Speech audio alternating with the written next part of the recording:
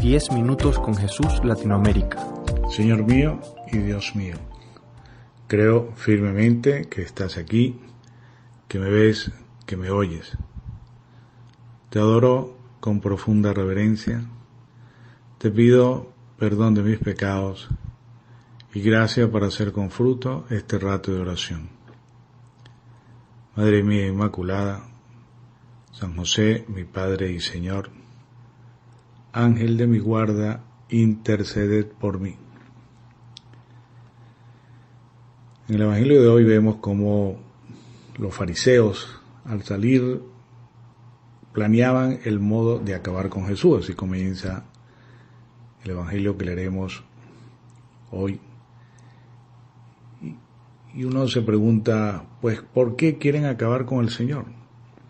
Bueno, lo sabemos, había una envidia, había falta de humildad para aceptar que Él era el Mesías, pero siempre nos resulta difícil de entender cómo el Señor, que vino a proclamar el reino de los cielos, a traer paz y sosiego a las almas, pues era motivo de envidia.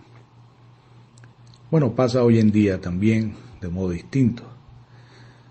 Sin embargo, pues los cristianos tenemos que construir ese reino de paz, del que Cristo es el Rey, nos ha tocado a nosotros, como hicieron sus apóstoles, viviendo el desprendimiento de los bienes, aprendiendo del Señor, proclamando en ese momento que el reino de los cielos está cerca,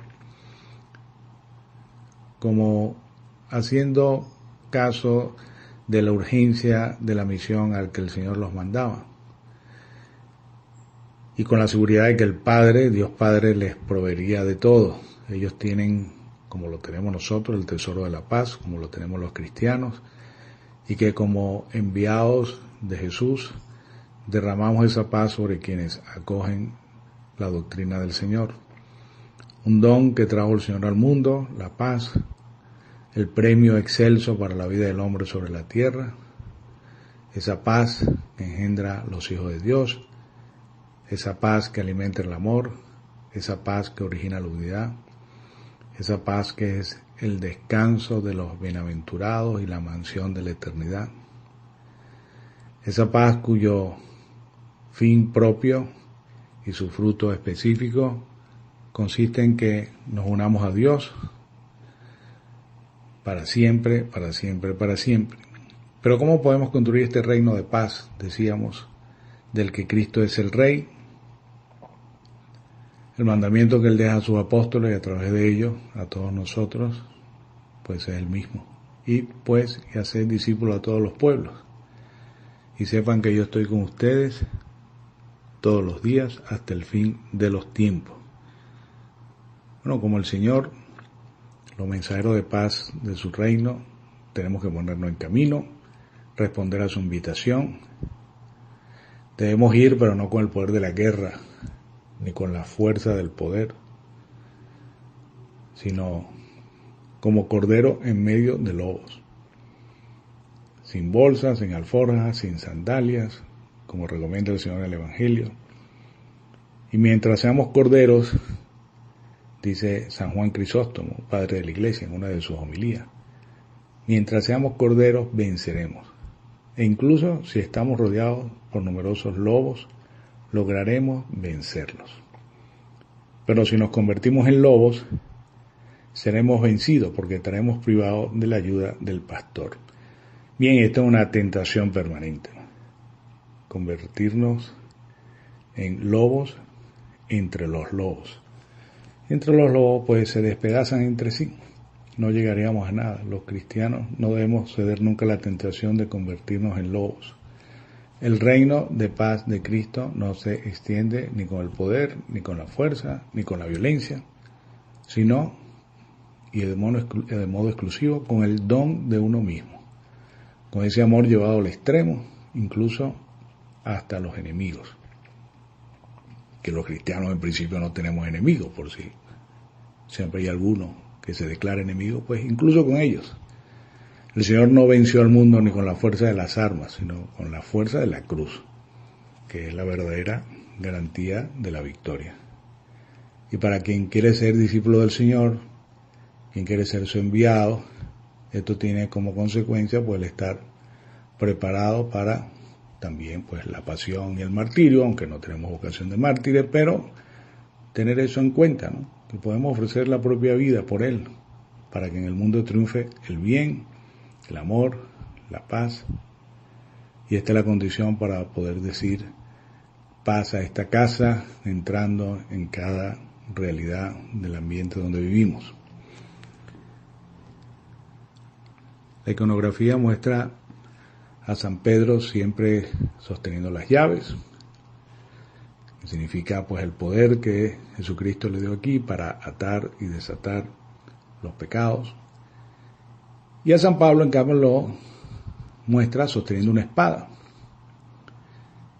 Pero esa espada que sostiene San Pablo no es porque haya sido un gran caudillo, que haya guiado un gran ejército y haya sometido con la espada a los pueblos y las naciones, no sé, procurándose fama y riqueza, sangre de los demás, como ya lo sabemos, sino todo lo contrario. La espada que tiene San Pablo en sus manos es el instrumento con que ofreció su vida al Señor, con el que sufrió el martirio, con el que derramó su propia sangre.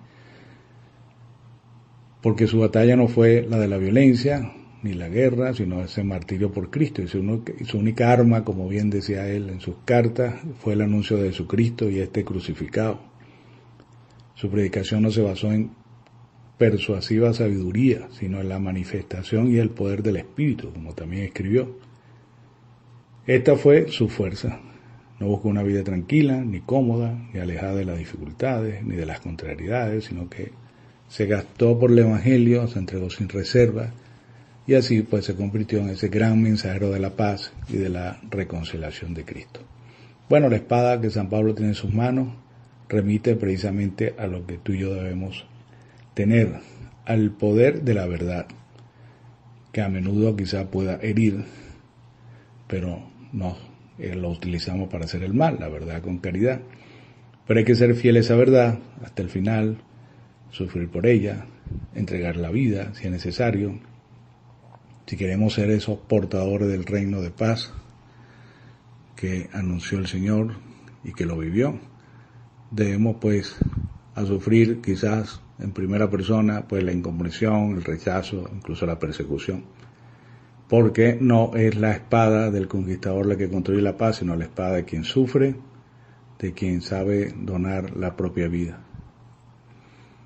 El Señor, que lo tenemos en la Eucaristía para sacarnos de nuestro individualismo, se da a sí mismo y es un ejemplo que nos ayuda a vencer nuestro propio particularismo que excluye a los demás, para hacer de nosotros, junto con la Eucaristía, pues un solo cuerpo, un solo reino de paz en este mundo muchas veces dividido.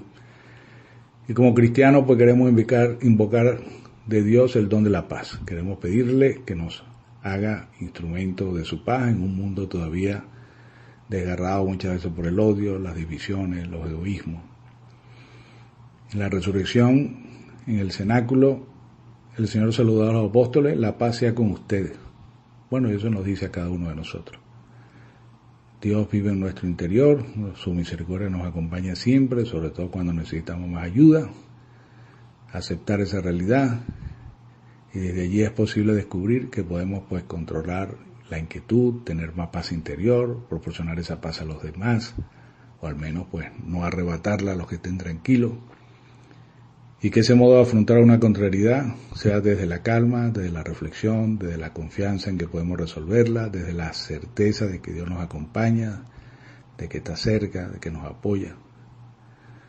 Pedimos al Señor que se haga la luz donde dominan las tinieblas, que seamos portadores de su paz, para que el rencor se da paso al perdón, la división a la reconciliación, el odio al amor, la violencia a la mansedumbre, y en el mundo reine la paz. Se lo pedimos especialmente a nuestra Madre Santa María, ella que es Reina de la Paz.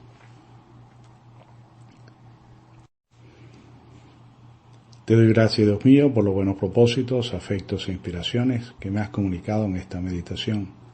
Te pido ayuda para ponerlos por obra. Madre mía Inmaculada, San José, mi Padre y Señor, Ángel de mi guarda, interceded por mí.